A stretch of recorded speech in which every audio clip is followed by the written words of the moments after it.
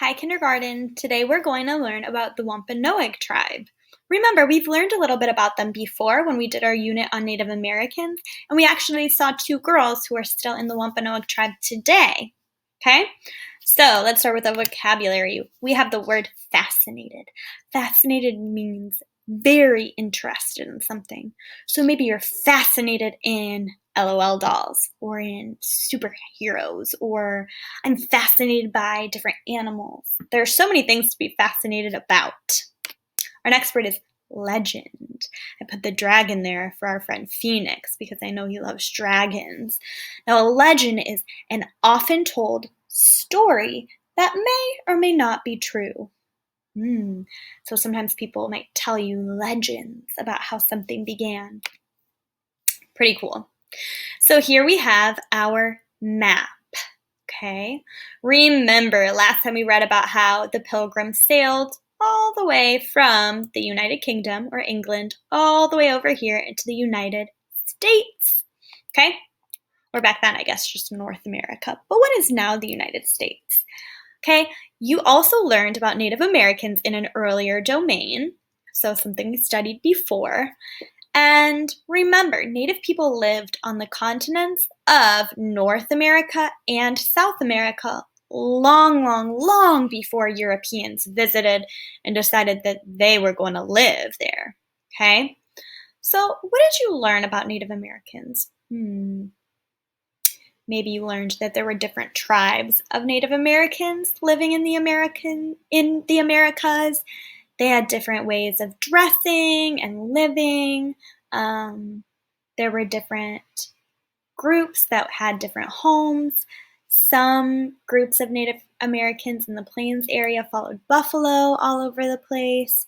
Some groups of Native Americans over on the East Coast had clam bakes. There were all sorts of different things we learned about. But today we're going to hear a little bit about the tribe called the Wampanoag who lived in Massachusetts.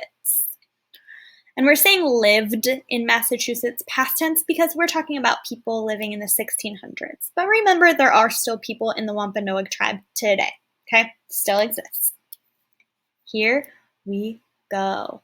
Here is our world map. Massachusetts is over here on the east coast of the United States. And you're going to see it on another map.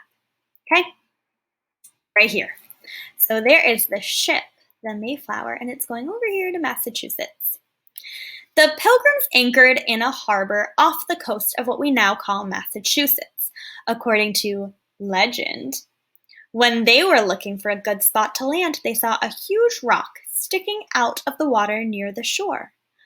Remember, a legend is an often told story that may or may not be true.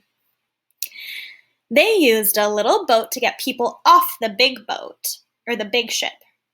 Do you remember what the Pilgrim ship was called? The Mayflower. One of them exclaimed, "That rock is dry and level. It looks like the perfect place to go ashore without slipping."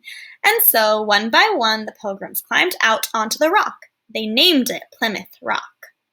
Remember, Plymouth is the town in England where the Pilgrims started their voyage. But already they're giving names to stuff that is not theirs. This rock is not theirs to name, but they did it anyways. If you visit Massachusetts today, you can still see Plymouth Rock, or at least a rock that could have been Plymouth Rock. No one really knows. What we do know is that when Pilgrims first landed in America, they slept on the Mayflower until they could decide what the best place to start their colony was. After exploring for days, they found an acceptable site. Once they were all ashore, the first thing they did was get down on their knees. "Let us raise a prayer to thank God for arriving safely on our new home," they said. Of course, it was not really a home yet. Much difficult work lay ahead. They gathered supplies from the Mayflower, and braving cold November winds, they set about clearing the land. They rushed to build log homes before the snow of winter came, and they decided upon a name for their new settlement. They named it Plymouth Colony. Okay, so here they are. They found a spot they like. They cut down all of these trees, and now they're building houses.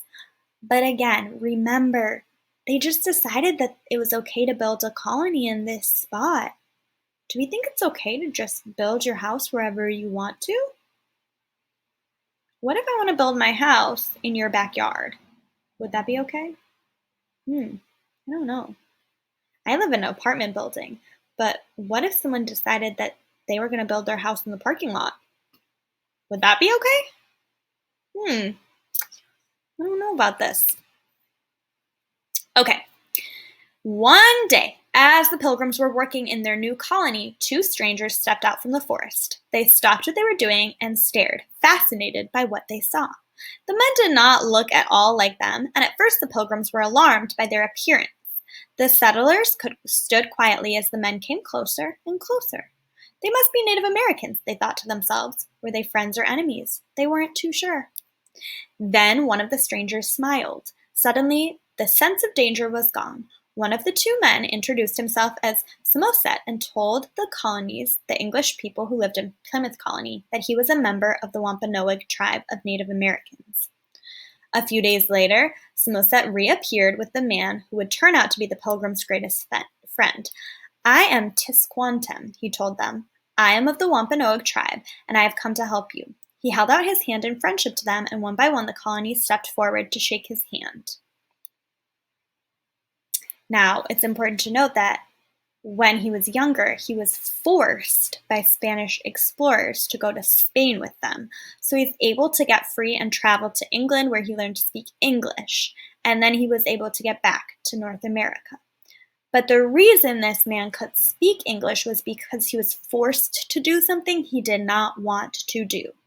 So when the Spanish people came to North America, they kidnapped him, brought him back to Spain, and it was there that he learned how to speak English. So even though he's able to talk to these people, and it's probably helpful for them to communicate, it's not really a good thing that he was able to speak English with them, right? And again, they're standing on land that is not theirs. The Wampanoag chief became a great and important friend to the colonists. The chief name was Massasoit. Okay? He gave the colonists his word that the Wampanoag tribe would gladly share their land as long as the colonists took care of it. We will teach you how to live in harmony with nature, he told them. Being on friendly terms with the Wampanoag was very important to the Pilgrims' survival.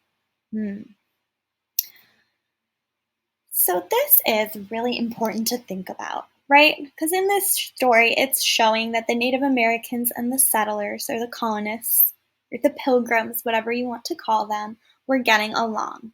This does not always continue, and we really do need to remember that when those Pilgrims came over to North America and in Massachusetts, they were coming into someone else's land, and the people that they were getting along with were trusting them to take care of that land. I wonder if that's how the Wampanoag tribe still feels. It's really important to think about. Okay, we are done with our story for today. You can click on the exit ticket below and get ready to talk about this story with Mr. Malcolm.